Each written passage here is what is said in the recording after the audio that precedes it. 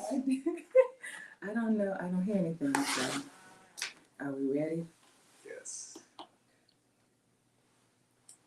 Hi, this is Alanis Morissette. You're listening to KABF. Thanks. Good to see you. Nice to meet you. Nice to meet you. This is any messages for Kate. Ask her if she listened to Katie. Katie's show. Kate's show? The one from Katie Period Poverty. Period Poverty? Mm-hmm. Okay. Yeah, I want to know. Tell her I want to hear her feedback on the show. Okay. Katie. Oh, Yeah, I know Kate. okay. I feel like, oh, I know Kate.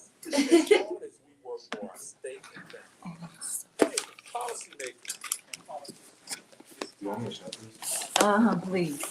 Oh, thank you. I got my stuff on. Have a good rest of your day. You too.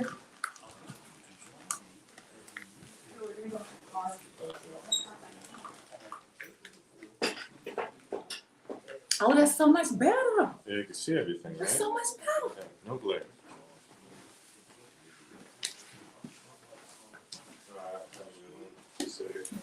Yeah.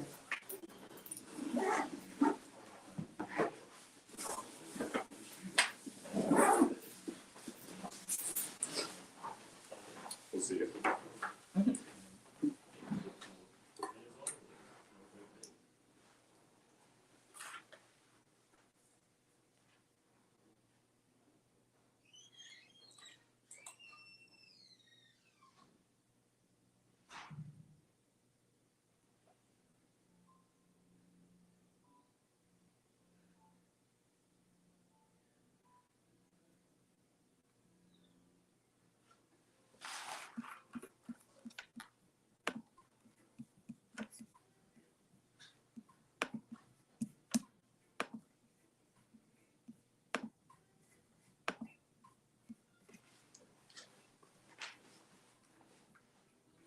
Mysterious time. Mysterious time.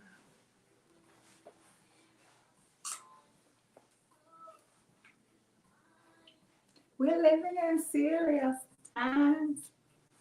Mysterious time. Mysterious time.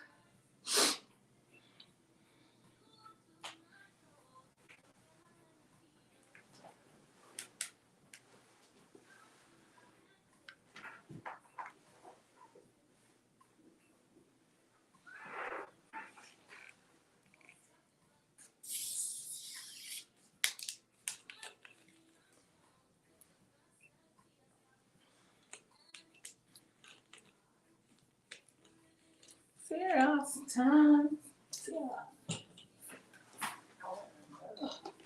Serious times.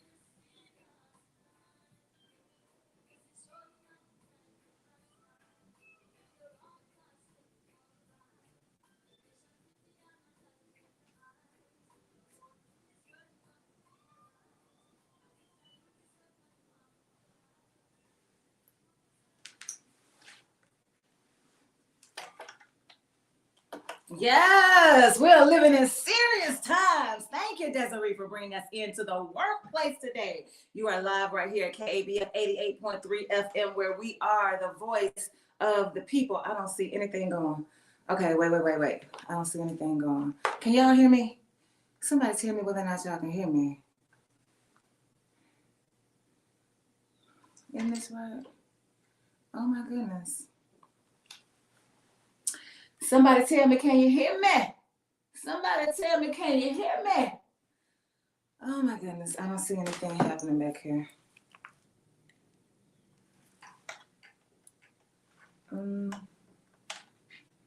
Hello? What's happening?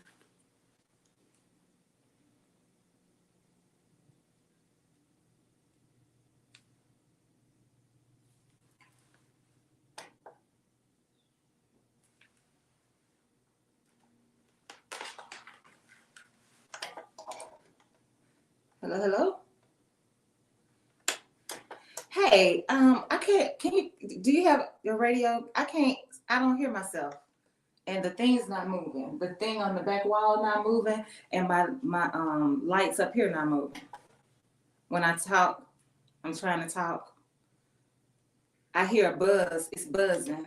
It's buzzing in my ear, in the microphone. Maybe I should call Charles. Should I call Charles? Hello?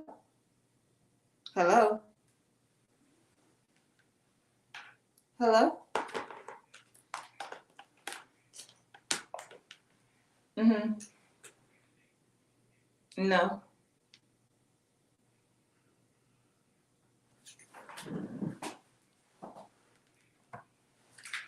See if it's plugged up towards the door. Hello? Wait, okay, I'm at the door. Plugged up where? Yes, under here, got the tape on it. It's some tape on it,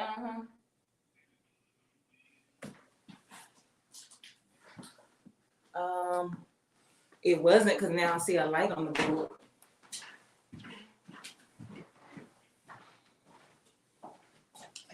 Back to the control board. Okay. Nothing. Yes. Now things are moving. Let me see. So they probably ain't heard nothing I've done yet. Okay. All right. Let me try this. Let's see. I think that's right. Okay. I think that's right.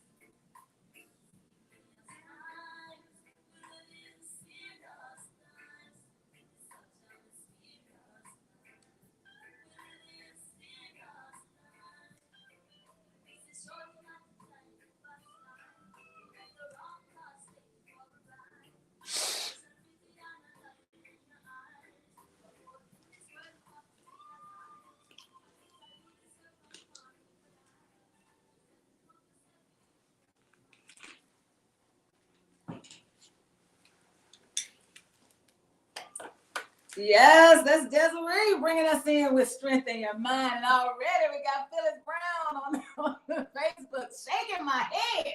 Such an appropriate song. Yes, we're going to be talking about serious times today. That's such an appropriate song, says Phyllis Brown, shaking my head.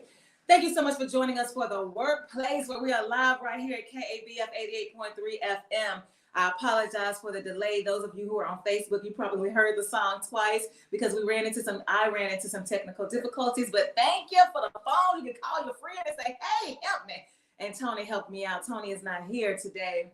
He is traveling, I guess. He's still in Houston, I guess. All I know is he is not here, and he should be back soon. And so those of you who know him, reach out. Maybe he needs some company while he's driving. I don't know. But I'm Denise, your guide, your host for today for the Workplace. And I want to say thank you so much for joining us. I realize and I recognize that there are so many options that you have for engaging in dialogue, for listening to commentary, for in being entertained. However it is that you find your way to this space, we are glad about it. And we appreciate the way that you support us all the time. You support us with your donations. You support us with your presence. You support us with your calls. You support us by showing up in the communities. You support us in so many ways. And we are ready this year to celebrate 40 years of KABF 88.3 FM, the voice of the people. And it's all because of you. You are the voice of the people. I want to make a couple of announcements before we get started today. Join us for the KABF 88.3 FM Total Solar Eclipse Watch Party. When? April 8th, 2024. What time? 12 p.m. to 3 p.m. Where? Right here, 2101 South Main Street, Little Rock, Arkansas. It's the parking lot of the KABF 88.3 studio. There will be food trucks, music, merchandise, and entertainment. Hang out with KABF's beloved DJs, hosts, and the community. Don't forget to bring your eclipse shades. You don't want to miss this historical event. The next total eclipse won't happen for another 20 years. If there is someone who is in need of some eclipse glasses, if you need some glasses, I have an extra pair. I might have 2 extra pair. I'm not sure, but I might. So if you need an extra pair, hit me up. My number is area code 228-236-7440. I'm gonna we'll figure it out how I can get to you to get you these glasses if you are in need of them. Again, if you need some glasses, let me know. There are so many options that you have for the eclipse. Those of you who are listening, you come from all over, you are from different lived experiences. There is a total eclipse of the park happening Monday, April 8th at 11 a.m. at the Dickie Stevens Park. There's a free eclipse weekend concert series happening at the Little Rock River Market, and that is going to be April the 6th through April the 8th. So April the 6th to Saturday, starting at 6 p.m. all the way through Monday at 3 p.m. And it's featuring Rodney Block. That's the only one I recognize on here. Rodney Block, Ward Davis, they will be in this concert series. Want to let you know also that there is an eclipse 2024 happening at UA Little Rock Monday, April 8th at 10 a.m. Soma in the Dark, Path of Totality Eclipse Watch Party happening on the 8th from 11 a.m. to 3 p.m. And that's in Soma. There's an Eclipse Day Party happening at the Mosaic Templars Cultural Center on April the 8th from 11 to 4. Tickets are $25. There's a total eclipse Art in the Dark Art Festival happening in the parking lot at Pyramid Art, Books, and Custom Framing. And it starts on April 6th. That's Saturday at 12 p.m. to 6 p.m. Then you've got Sunday from 12 to 6 p.m. That's the festival fun.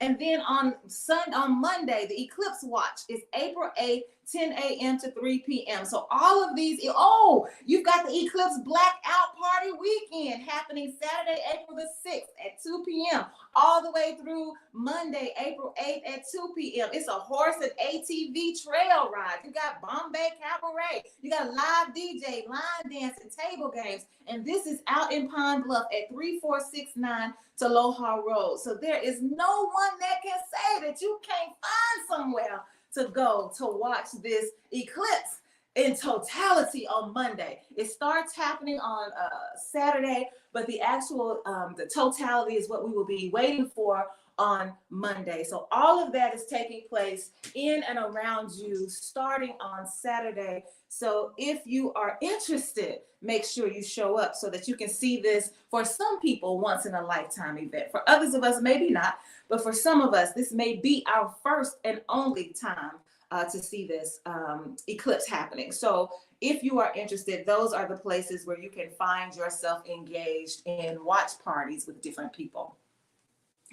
So Tony's show is called The Workplace, and I try very hard to honor the theme of the show when I am sitting in for anybody. It doesn't matter who it is. Whatever the name of your show is, I want to make sure that I am staying true to what you are trying to do so that I can honor your work in this space. And so Tony is a labor union organizer, and I used to be a labor union organizer as well for a short time. And think about when my experience with labor union organizing, it was difficult sometimes to get people to sign up to be a part of the union.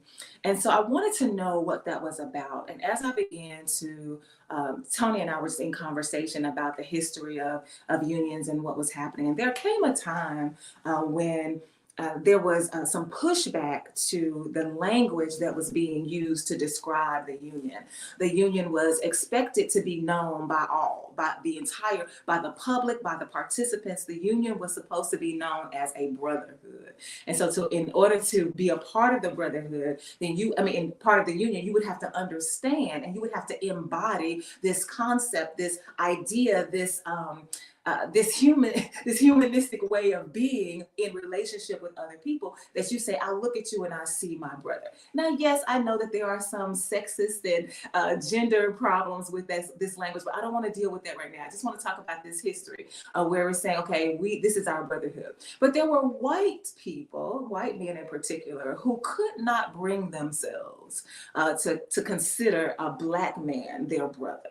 And so they did not want to use this language. And so I want to be a part of the union, but don't make me call them brother. As a matter of fact, I'm not even sure if I want to be in the union with these black folks. And so the way I interpreted this story about what's happening in the union now, I feel like I can connect the dots. So that is when we began to see that was a blow that was dealt to the union. So that's when we began to see the diminishing of power. When you say that you cannot see the person that's supposed to be working towards the same goal, you cannot see this person as your brother. You cannot see them as a member of your family. You cannot see them as someone who you would invite to dinner. You cannot see them as someone that you would be out in public with, hanging out, just having a good time, having some coffee or kicking back, watching the game. I can't see you in that way. So it's difficult for me to build with you because I can't even see you. And I believe that that's really what dealt the first blow to unions, and that's rooted in racism. And so I was reading this book. Mr. Henderson, I don't know what I would do without Mr. Henderson. Mr. Henderson told me a long time ago that I needed to get this book called Without Sanctuary. And as soon as he told me I needed to get it, I ordered it and I got it. And I've had it on my shelf ever since he told me about that. I hadn't looked at it though. And then I would rock on. I was talking to City Director Virgil Miller, who my mama calls Black Man Politician. And he was talking about Without Sanctuary. I said, okay, this is the second time that this book has come up. I walked into Pyramid Art Books and Custom Framing, and the book was on the shelf. It was being featured on the shelf. You know, sometimes they have books like sitting up on a placard. And I said, okay, this is the third time I've seen this. So I need to pay attention to this book. But still, I did not. I believe in paying attention to my body, and I'm listening to the universe like, I really do that. I'm like, which book should I be reading right now? Because I have so many from which to choose. And the other day, I don't know, a couple of weeks ago, I said, I'm gonna pull out this book. And so I cannot get past the first chapter of this book. I think the first chapter ends on page 38. I haven't made it to page 38 yet. I have read the same few pages, like I think I'm on page 20 something. I've read the same 20 pages. I think this is my third time reading them. And it dawned on me the other day that there's so many dots that we can connect in this present moment. When we hear Desiree, who brought us in with the song, Strengthen Your Mind, we're living in serious times, such a mysterious time. is what she says. And she goes on to say, we need to make sure that we are living into our God self. Like we need to bring ourselves, we need to make sure that we are living into who we are as divine in order to navigate these serious times. Because it's such a mysterious time that we are in right now. Now I want to say thank you to Elle. I was listening to Elle Tuesday, and this song, he played this song. Elle comes on right before I do on Tuesday mornings now. And I was listening, I had never heard the song before, and I thought, oh my goodness, that is great. Did have no idea I would use it today, but absolutely, we're living in serious times. And then she says it's such a mysterious time. And so I want to see if I can't spend some time in the context of the workplace, talking about labor union organizing as a platform, as a jumping off point to our conversation today, where I really want to bring up 3 issues in particular. I want to bring up the LEARNS Act. I want to bring up this agenda that the Republican Party, the Grand Old Party, the GOP has around law and order. And then I also want to talk about, I can't think of the other one right now, so I might not get to it. But I thought it was 3 things, but I might not get to those 3 things. And so I'm going to read some parts of this book, Without Sanctuary. And so I'm not doing the EJI tidbit because I do that on Tuesdays on my show. So I don't have an EJI tidbit, but I do want to use some of the words in this book to help us understand the conversation, right? So this is my apologetic, right? I am going to put forth my points for you to consider. I'm going to draw a conclusion, and then you can decide to agree or disagree. That's what we're going to do today. And I want to do it around 3 topics, but right now I just want to talk about union organizing.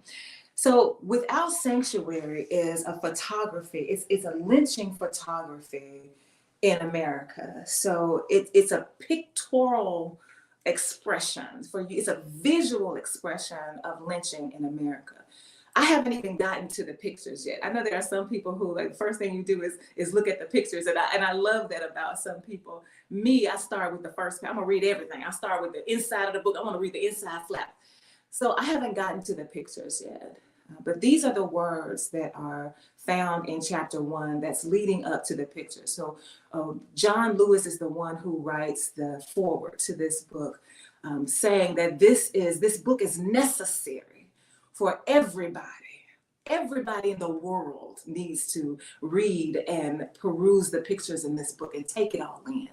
Because this is a dark time in our world. It's a dark time in America. It's an uncomfortable time in America, but we need to know about it. We need to embrace it as part of our history. We need to stop hiding it, stop pretending that it didn't happen. So I'm going to read some of the words in this book to get us into the conversation about trying to connect the dots and see if I can't unveil some of the mystery of these times.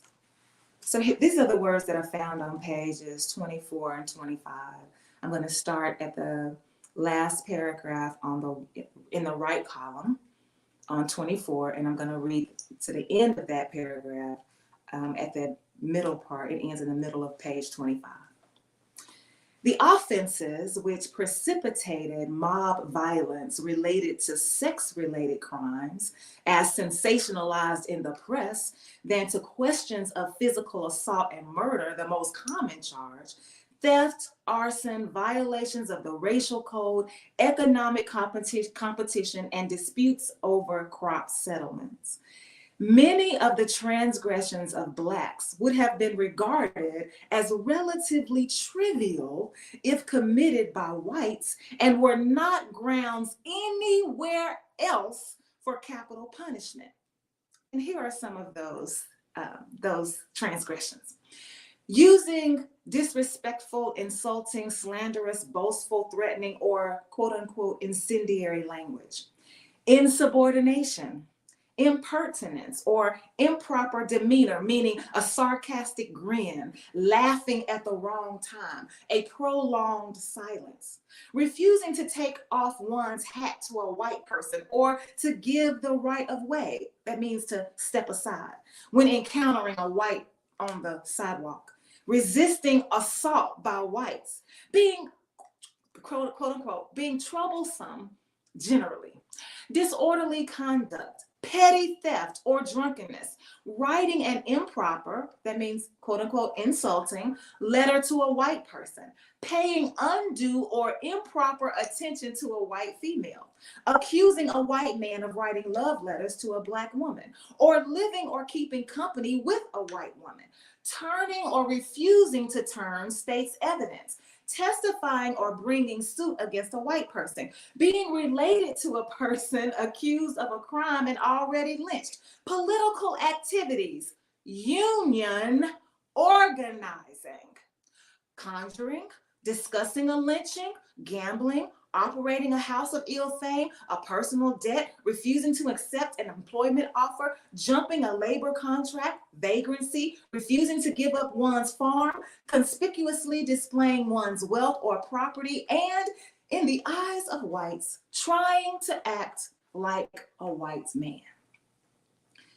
So when I heard the history of the union as it related to the modern time in which I was trying to be a labor organizer, and I was saying, wait a minute, here we are trying to unite people in the workplace so that we can fight in solidarity for the conditions that would help us be better productive in the workspace. We can't do that because of why? You don't want to call, a white man does not want to call a black man brother. Like, what is that about?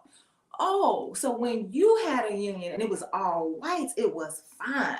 But when it was time to integrate the union and now you've got black people in it, you don't want that. As a matter of fact, any black person during this era that this book is talking about, which is after Reconstruction happens after the Civil War. So once the slave owners lost, once white people lost their cause, now you retaliate, and now being a union member now is grounds for lynching. Because how dare you think that the workplace should be a place where you are considered equal? How dare you think that the workplace is a place where you should demand anything, let alone conditions, but you want to demand to be seen?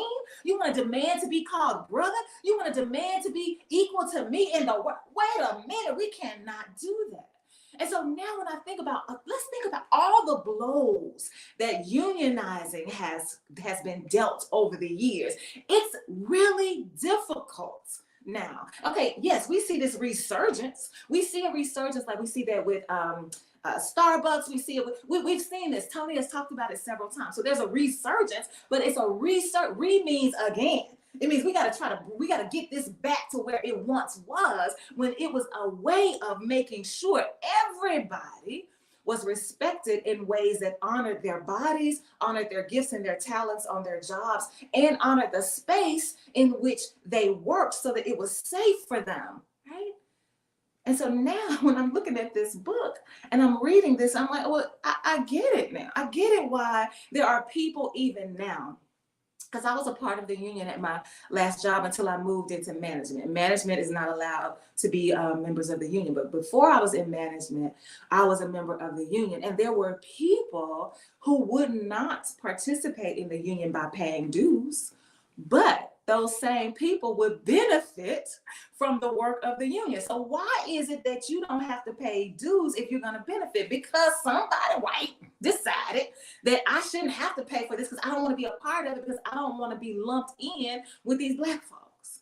And so here we are doing the work. Those of us who are organizers, those of us who are members, we are doing the work. We are negotiating the contracts. We are writing the contracts. We're going back and forth. We're having meetings. We are organizing. We are picketing. We're doing all that we can to make sure that this is the best workplace for everybody. And you get to sit back and benefit from our labor. Now, if I look at that through the lens of race, you can look at it through a whole bunch of lenses. But if I look at it through the lens of race, so this is a continuation of how white people want to benefit off of the labor of black bodies. Because most of the time when we're talking to black folks in the workplace, they're like, yeah, I need the union. But then when you talk to white people, I don't really necessarily feel like I gotta have it. Now that's not all people. Nothing is an absolute. And I'm not suggesting that it is. Nor am I suggesting that every white person feels this way.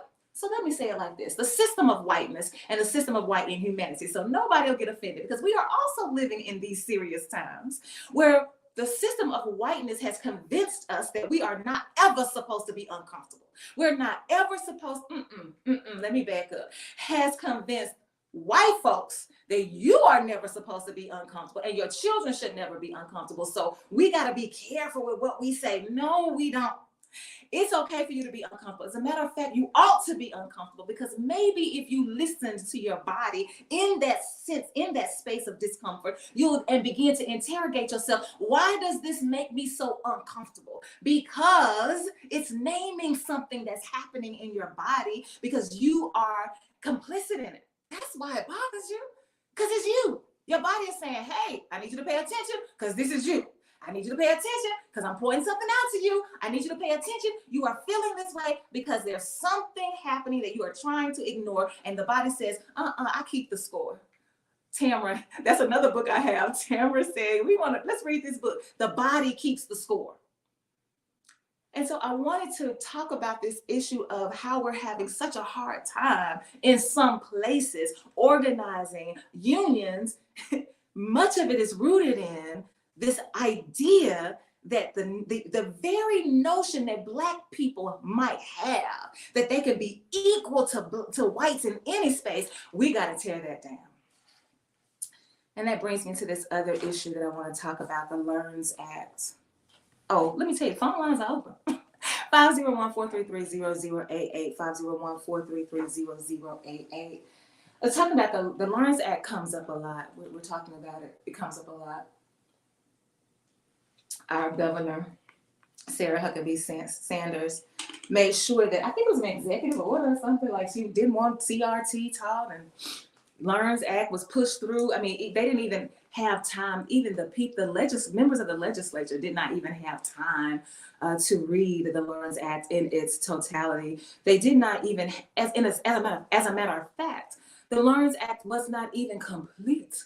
There are so many gaps that they're still trying to fill in even now, but yet it was pushed through and enacted so that we can have this situation where teachers' hands continue to be bound. And not just the teachers. I was talking to a parent just yesterday whose child is being bullied in the Little Rock Public School District. And the parent brought the attention of the bullying to the principal. The principal was extremely upset about the situation. Oh my goodness, let me do some investigative work so we can figure this out. The principal does her due diligence and she gets all the information. She makes her case and she's ready to act. And then she tells the parent, my friend, well, I can't make the decision. The board has, I said, what? So I didn't say anything in that moment because I'm a storyteller. I'm a story collector. I wanted to just hear the story. So I did not interrupt. But in my head, I said, what? And so I'm listening to the story. We get to the end of the story. And I wait until it's, time for me to engage. And I said, so wait. So the process is that the very principal cannot make decisions in the principal's own school. They got to ask the board what to do in their school, the school that you have hired them to steward. You hired them supposedly because they have the credentials, because they have the talents, because they have the gifts, because they have the skills necessary to lead this school in the direction that it should go, making sure that we realize the academic potential of all of the students and care for them holistically, mind, body, soul. That's what we're supposed to, that's why you hired them. But then they can't make a decision about bullying without asking you. So all of the ways that we are tying the hands of professionals in the educational arena and giving the authority to the government, that's part of this LEARNS Act. And I'm like, okay, let's see if we can connect some dots. The LEARNS Act says now that we are banning conversations about diversity, equity, and inclusion, now that they have weaponized Kimberly Crenshaw's work on critical race theory, not only have they weaponized it, can I use this word, bastardize it? When white folks talk about, and the government, Republicans, when they talk about critical race theory, they have no idea what they're talking about. They have no idea. So I don't even want to call it critical race theory, what they're talking about. But they've taken the work of Kimberly Crenshaw that she named, that she coined this term, critical race theory, because she's talking about intersectionality. What critical race theory says is you cannot assume that just because more than one person is experiencing an issue, that every person experiences or is impacted by it in the same way, because we have to bring in some other factors. And so if you say that we want to talk about women, let's talk about women voting. I use this example a lot. When we talk about women during the suffrage act, where they were like, oh, we were all women. Women need the right to vote. So we're going to organize, we're going to picket, we're going to do all of these things so that women can get the right to vote. So every woman at the time was denied the right to vote. So you can say, well, yes, this is an issue that is only about voting. It's only about voting. That's all we care about. That's all we want to talk about. Where Kimberly Crenshaw's work says, no, you can't just talk about the issue of voting, and you can't just talk about the issue of voting as it relates to women. You have to also factor in race. Because when we look at the history of how women, all women, got the right to vote, we have to acknowledge that white women got the right to vote first. Because the issue was about voting across the board for women, yes, but its intersectionality says there's a difference in the way this issue of voting impacted white women versus how it impacted Black women. So what she's saying is you've got to make sure that when you are having a conversation about any issue that's on the table, you have to look at it in its fullness. You cannot just put the issue on the table and say, oh, this is all we're going to talk about. No, we have to talk about it through these lenses. We have to take a holistic approach. We have to look at every avenue that may be casting some light on this and look at the broader picture before we make a decision. And so that's what critical race theory says. And so critical race theory says you can't just act like this is one thing we're talking about and ignore everything else that's happening around us. And so the Lawrence Act says all we are concerned about is education. All we're concerned about is the curriculum. It doesn't matter whether the curriculum deals with race or not. We don't want to talk about race. Why do we have to talk about race to talk about education? Like, why is that even an issue? Because the issue of education impacts white people differently than it impacts Black people, differently than it impacts poor people, differently than it impacts wealthy people. There are other factors always at work when we are dealing with an issue. And so all critical race theory is asking you to do is step back and look at a bigger picture. That's all it's asking you to do. But instead, what it has been weaponized to, the way that it's being weaponized is to say, oh no, this is a tool that's used to indoctrinate. Oh, that's their word, indoctrinate. This is a tool that's being used to make our children feel guilty. This is a tool that's used to cast a bad light on America. No, this is a tool that's getting you to where Desiree needs you to be, where you understand that these are serious times.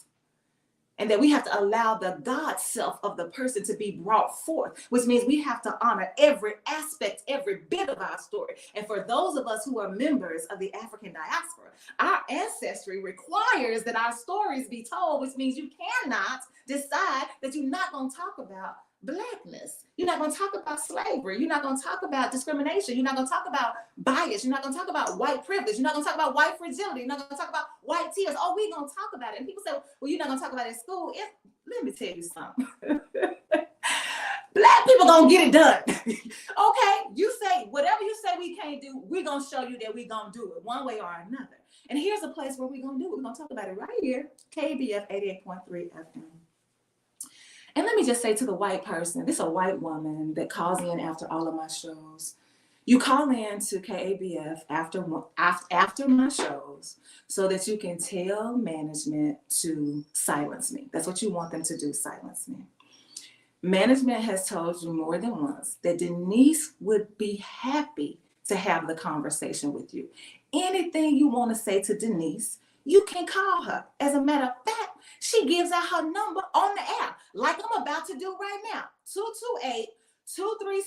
228-236-7440. Whatever you need to say to me, ma'am, I'm right here. But you say, oh, I don't have time to call her. If you got time to call them, you got time to call me.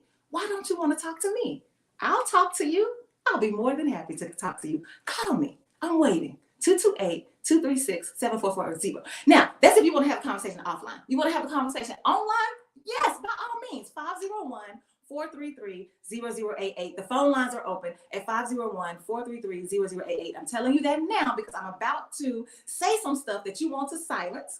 So you don't have to call after this show because it ain't going to happen. All right, let's see what Phyllis Brown is saying. Oh.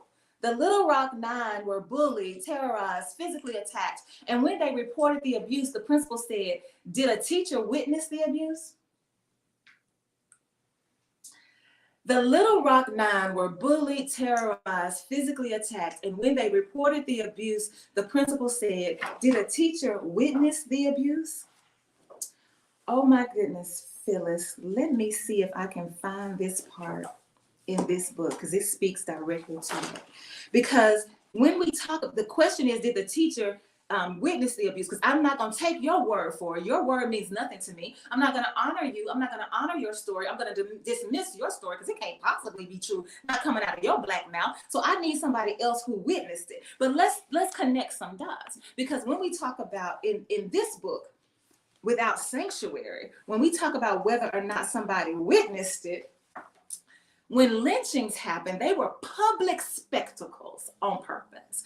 So lynching became such a common phenomenon that they had to figure out how to up the ante to keep people engaged in it. It's the same conversation we're having now about Black people whose bodies are murdered in the street and then put on a loop and played all day long, right in front of and right behind somebody with a dog or a cat and being cute in the workplace. And so now it has become the point where people don't even think about it. Like, oh yeah, okay, somebody else got, some other Black person got killed, oh yeah, that's just business as usual. So that's how common it was for a person to be lynched.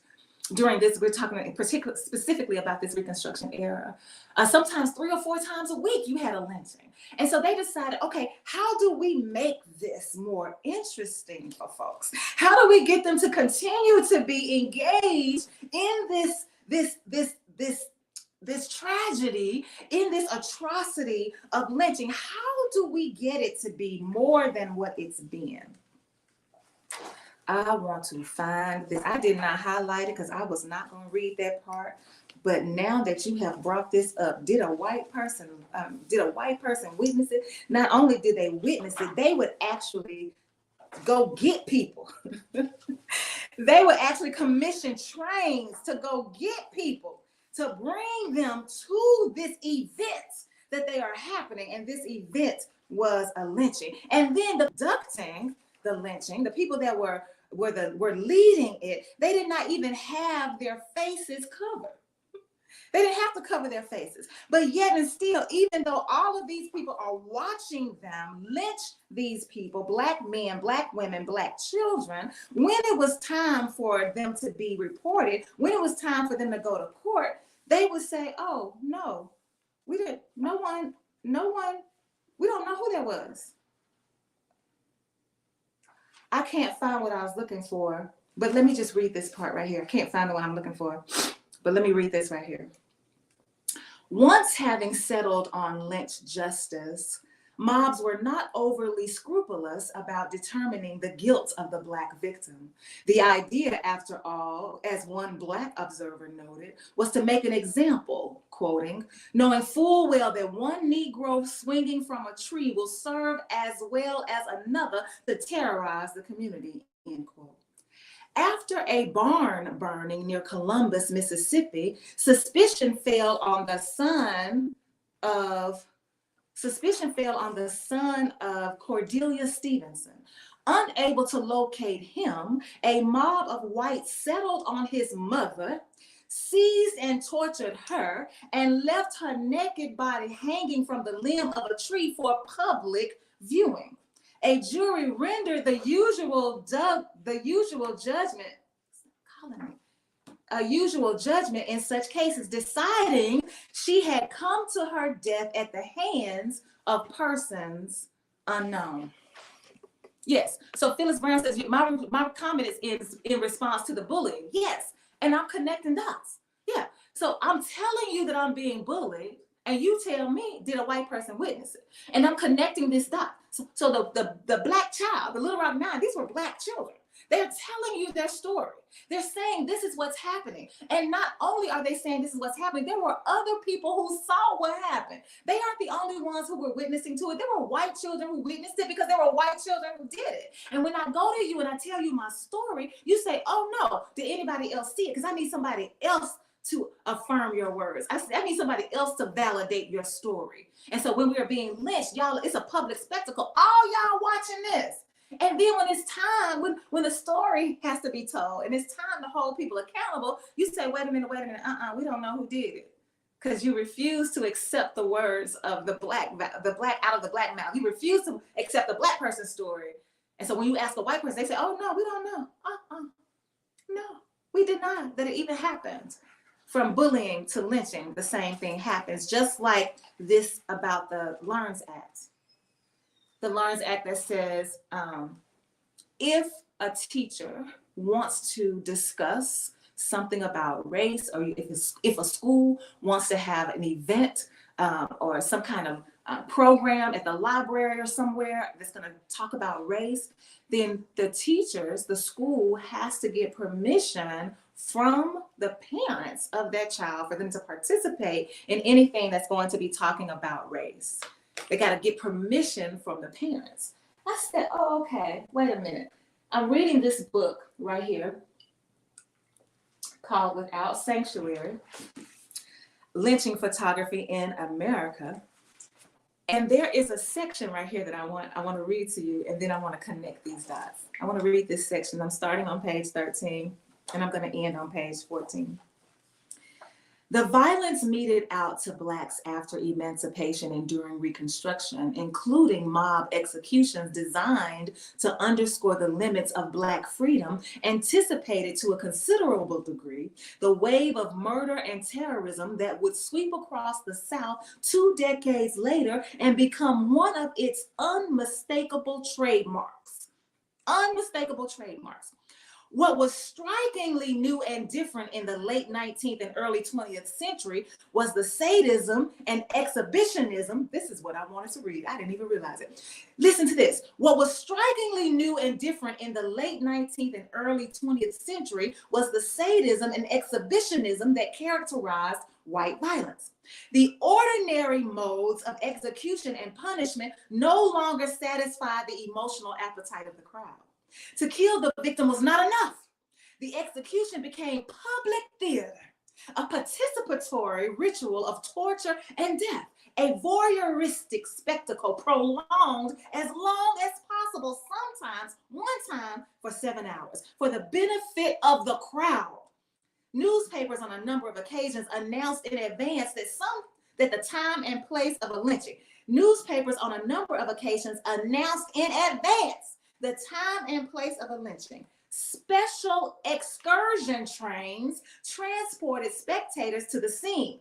Employers sometimes released their workers to attend. Parents sent notes to school asking teachers to excuse their children for the event.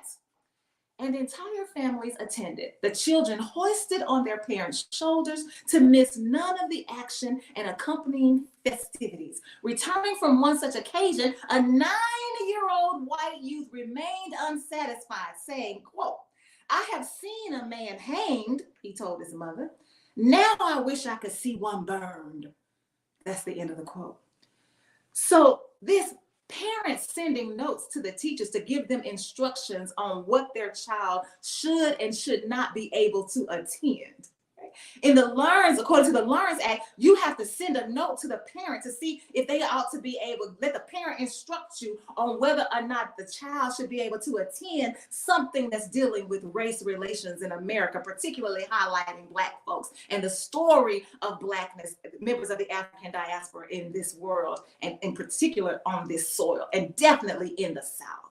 You need a note for that. Just like parents sent a note to the teacher to say, wait, I got to give you instructions on whether or not my child should attend this quote unquote program, this event, this spectacle, which is lynching. So it's the same method that is being used, parents using notes to teachers to give instructions about what to do with their child, what their child can and cannot do. It's the same method, with the same goal. The same goal is to celebrate and perpetuate anti-Blackness. Anti-Blackness by not talking about it in the schools through the Learns Act, and anti-Blackness by lynching folks during the Reconstruction era. The same method with the same goal, writing letters, instructing parents instructing teachers on what you're going to do, what you can and can't do, with the same goal of anti-Blackness, only the context is different. We're not talking about lynching. Now we're talking about Blackness, because I don't want to call it CRT. We're talking about Blackness. Same method, same goal, different context. So we're not necessarily for Desiree. I'm not going to take anything away from her words. I just want to add a little something, something. I'm not sure that this is a mysterious time that we're living in, because I can see clearly the same method with the same goal, just in a different context. And so when Deidre and I were talking on Tuesday about we got to start thinking about ourselves as a Black nation. We got to start thinking about ourselves as Black first, so that we can fight this together as a collective, because the same methods are being used with the same end goal of anti-Blackness, just in a different context. I know what the other thing was I wanted to talk about. I said 3 things. Law and order. One of the agendas on the Republican platform is law and order. Ever since Nixon, they've been wanting to talk about law and order as if it really relates to criminal justice. Like we want to be the party that makes sure that we have justice in our criminal system. Like we want to have a criminal justice system that is not afraid to stand up for what is right and not afraid to punish what is wrong. That's what they say. And then they are now supporting a candidate. They have put forth a candidate for presidency of the United States who is indicted on how many counts? Caller, you're live on the air, KBF 88.3 FM. Thanks for calling. Caller? Hello? Call me back, caller. Call me back. What's going on? Call me back. But they put forth a candidate that has allegedly broken the law on so many occasions. So you can't really be a party that's concerned about law as it relates to criminal justice when you are pushing, promoting, and you are buying Bibles from. You buying tennis shoes. So that you can pay off the bills, to pay the legal bills for someone who has allegedly committed more than one crime. So that can't be what it's about. What is it really about? So let's connect some dots so that it won't be so mysterious for us. When they say law and order, let's think about it like this. Law, yes, meaning what is legal, meaning what the law will allow, what the court system will pass judgment on, what a jury of 12 people, sometimes 6 people, or sometimes you want a bench trial and it's just one person, the judge will decide your case. So law meaning that we want to make sure that this is something that has legal standing, that is binding, that even if you want to sue us, you wouldn't have a chance, because it is something that the community, the people have decided is the way that we are going to do things. So it is lawful. It's not wrong, it is right to do. So that word law. And when we think about the reason why we as Black people, members of the African diaspora, continue to push folks to vote, is because how does something become legal? It becomes legal through the political process. What do white people do? What does the system of whiteness absolutely support on every level? The system of whiteness, the system of white inhumanity pushes its members into public office so that you can control the law, so that you can decide what is legal. Lynching was legal. Like, was it legal on paper? Thou shalt be able to lynch. Since y'all want to use the Bible for everything, is that what it said in the Constitution? Is that no? That's not what it said. But the de jure, the laws of the day. If you can't find anybody that's going to prosecute it, if you can't find anybody that's going to convict, if you can't find anybody that's going to indict, if you can't find anybody that's going to declare them, then yeah, you've made it legal. They can do it with impunity. You have given them the right. So if we control the law, then we control the bodies. So when we say when the GOP says we are about law and order, it's about the law that says it's about making sure I have the right politically, I have the right legally to do whatever I want to do in order to maintain the order of the caste system. That's what the order is about. It ain't law and order in the streets, because when we think about these people, when we think about Bill Clinton's law, when we think about all these people talk about law and order, if you do the research, the crime has decreased at those times. So it's not about getting rid of crime. It's about you continuing to use law and order as a dog whistle. We want law and order because we want to be in charge of controlling the order of the caste caste system. So we need to be able to legally pass laws that keep you debased. You black folks. Caller, you're live on the air, KBF 88.3 FM. Thanks for calling.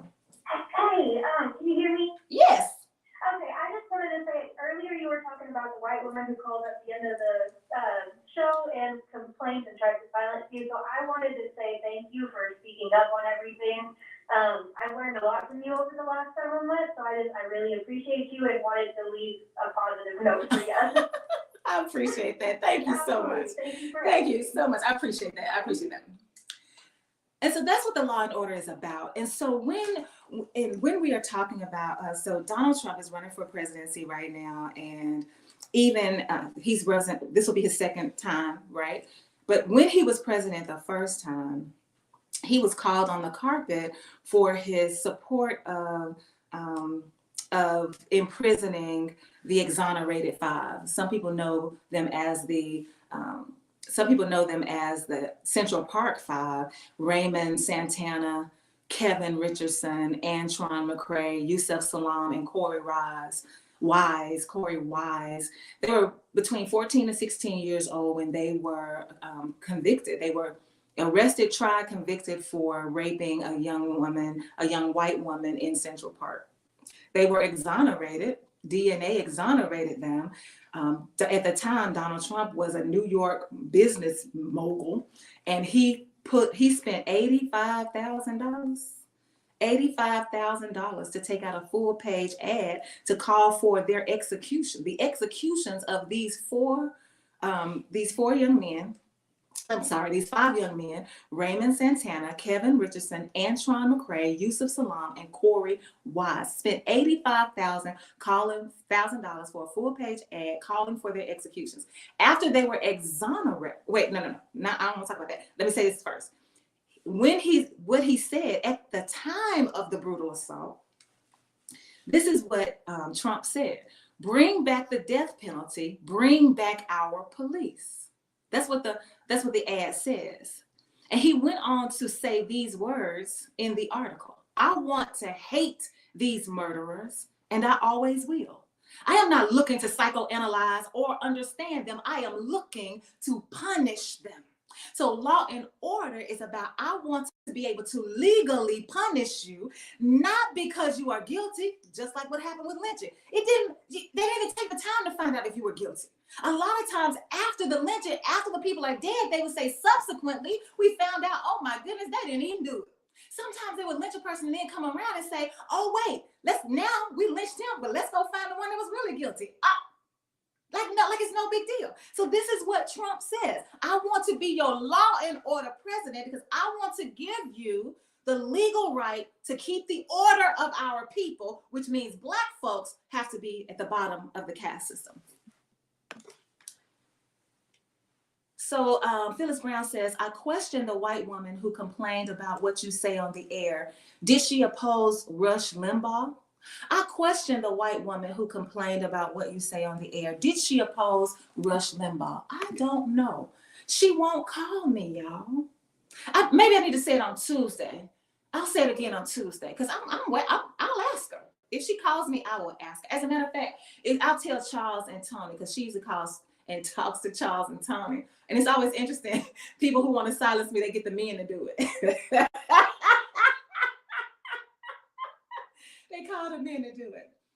Thank you all for joining us for the Workplace right here at KBF 88.3 FM, where we are the voice of the people. 3 issues today. We're talking about the LEARNS Act. We were talking about law and order, and we were talking about union organizing. And we were connecting the dots about what we are seeing now, the same methods that we are seeing now with the blows that are being dealt to